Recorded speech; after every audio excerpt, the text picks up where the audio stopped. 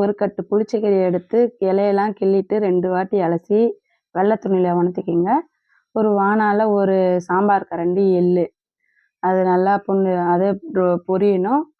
அதுக்கு அடுத்தது தனியா, இதே மாதிரி ட்ரை ரோஸ்ட் தான் நான் பண்ணிகிட்ருக்கேன். அதையே பொரிஞ்சு தான் எடுத்துக்கோங்க. தேவைக்கேற்ப நீங்கள் மிளகாய் சேர்த்துக்குங்க. நான் குண்டு மிளகாய் யூஸ் பண்ணியிருக்கேன், அதையும் நல்லா வறுத்துடுங்க. அப்புறம் நல்லெண்ணெய் யூஸ் பண்ணியிருக்கேன் குளிர்ச்சிக்காக. நல்லெண்ணெய் விட்டுட்டு ஒரு ஸ்பூனு, ஒரு கைப்பிடி அளவு பூண்டு உரித்து சேர்த்துருக்கேன். இது கூட பெருங்காய கட்டியும் போட்டிருக்கேன். அது ரெடி ஆகிட்டதுன்னு புளிச்சக்கீரை இருக்குதுல்லங்க, நம்ம அலசி போட்டது, அது எல்லாத்தையும் ஒரே பேட்சாகவே நான் போட்டுருக்கேன், பெரிய வானான்றதுனால. உங்கள்கிட்ட சின்ன வானம் யூஸ் பண்ணிங்கன்னா பேட்ச் பேட்சாக கொஞ்சம் கொஞ்சமாக போட்டு வதக்கணும். எந்த மாதிரி வதக்கணும்னா, கொஞ்சம் வேணால் நல்லெண்ணெய் யூஸ் பண்ணிக்கோங்க.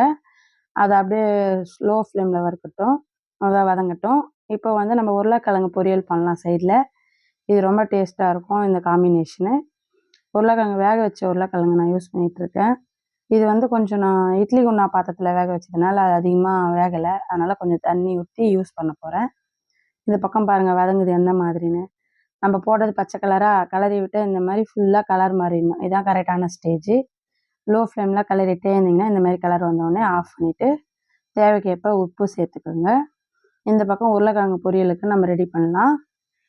அது அரை வேக்காடுன்றதுனால கொஞ்சம் வேகலை, அதனால் நான் தண்ணி ஊற்றி செய்கிறேன். நீங்கள் நல்லா வந்துச்சுன்னா அந்த தண்ணியை ஸ்கிப் பண்ணிடலாம். எண்ணெய் ஊற்றிட்டு கடுகு, சீரகம், உளுத்தம்பருப்பு போடுங்க. உளுந்து வந்து கலர் மாறினதுக்கப்புறமா 3 வெங்காயம் நான் பொடிசாக கட் பண்ணி வச்சுருக்கேன், அதை சேர்த்துக்கலாம். இதில் வந்து நான் 4 பல் பூண்டை வந்து தட்டி சேர்த்துருக்கேன். ஒரு சிறிய இஞ்சி துண்டு சேர்த்துருக்கேன். இஞ்சி பூண்டு ஃப்ளேவரில் நல்லாயிருக்கும் கடை ஹோட்டல் ஸ்டைலில்.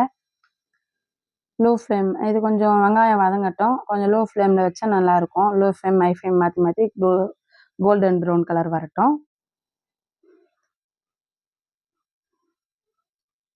அதுக்கப்புறமா கொஞ்சம் நான் தண்ணி எதனால் சேர்க்குறேன்னா, எனக்கு கொஞ்சம் வேக்காடு கம்மியாக இருக்குது. உங்களுக்கு நல்லா வந்ததுன்னா அதை ஸ்கிப் பண்ணிடலாம், இல்லைனா தண்ணி விட்டு சேர்த்தாலும் நல்லா தான் இருக்கும். ஒரு அரை டம்ளர் தண்ணி சேர்த்துட்டு ஒரு ஸ்பூன் மிளகாய் தூள் போட்டிருக்கேன், மஞ்சள் போட்டிருக்கேன். மஞ்சள் ஒரு 1/4 ஸ்பூன், அதை நான் வீடியோ எடுக்க மறந்துட்டேன், சேர்த்துக்கோங்க.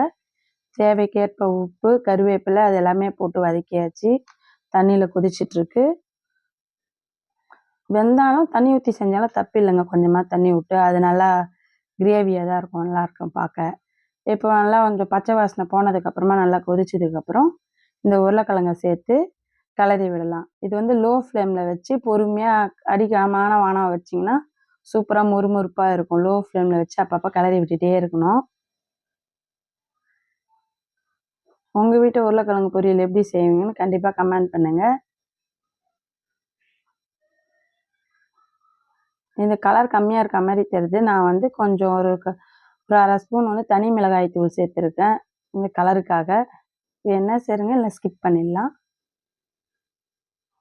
இந்த பக்கம் ஆறிடுச்சு. நம்ம வறுத்து வச்சது எல்லாமே ஒரு பிளேட்டில் மாற்றி வச்சுருப்போம். அது எல்லாத்தையும் மிக்ஸி ஜாரில் போட்டு ஃபஸ்ட்டு கீரை ஒன்றா போடக்கூடாது.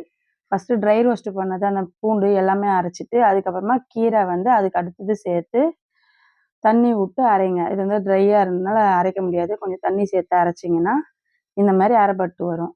இது எந்த கன்சிஸ்டன்சியில் எடுக்கணும்னா, இப்போ எடுத்து அது கையால் எடுத்து தேய்ச்சி பாருங்கள், இப்படி இருந்தால் ஸ்மூத் கண்டிஷன் இருக்கும். அந்த மாதிரி ஸ்மூத் பேஸ்ட்டாக இருந்ததுன்னா ஓகே, இது கரெக்டான அளவு.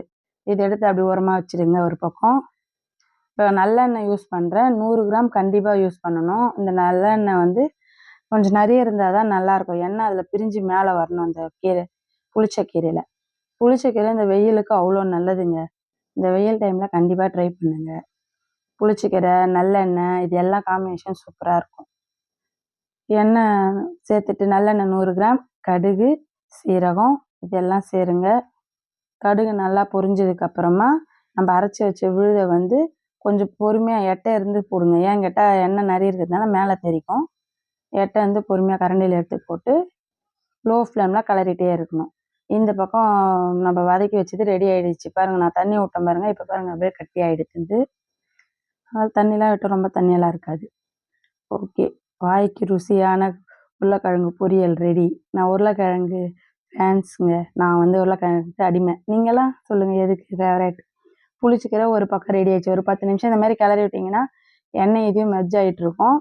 ஆனால் இது என்னென்னா நல்லா ஆற ஆற அந்த எண்ணெய் பிரிஞ்சு வருது. ஃபஸ்ட்டு பார்த்தா தெரியல எண்ணெய் பிரிஞ்சு வரது, இதே நீங்கள் நல்லா 10 நிமிஷம் இருந்ததுன்னா போதுங்க, நிறுத்திடலாங்க.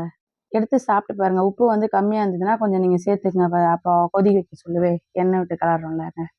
சுட சுட நான் சாப்பிட ஆரம்பிச்சிட்டேன் பாருங்க. எடுத்து சுட சுட எடுத்து பெசஞ்சு சாப்பிட்டா அவ்வளோ டேஸ்ட்டாக இருக்குதுங்க. நான் கண்டிப்பாக ட்ரை பண்ணுங்க. நீங்கள் கண்டிப்பாக ட்ரை பண்ணி பாருங்க. எண்ணெய் வந்து பிரிஞ்சு வர அளவுக்கு மட்டும் நல்லா பார்த்துக்குங்க. இது பாருங்க கலர் ஃபர்ஸ்ட்டுக்கும் இப்போ எவ்வளோ மாறி இருக்கு. ரொம்ப நேரம் கழிச்சு இது பாருங்க எண்ணெய் பிரிஞ்சு சைட்லலாம் வருதுங்களா கிண்ணத்துல. இந்த மாதிரி நல்லா வதக்கணுங்க. கண்டிப்பாக நீங்கள் ட்ரை பண்ணி பாருங்கள். இது மாதிரி புளிச்ச கீரையை உங்களுக்கு கண்டிப்பாக பிடிக்கும். இந்த மாதிரி நெக்ஸ்ட்டு வேறு என்ன செய்யலான்ட்டு நீங்கள் கமெண்ட் பண்ணுங்கள். நாங்கள் நெக்ஸ்ட்டு அந்த இது போடுற சமையல். தேங்க்யூ ஃபார் த வாட்சிங்.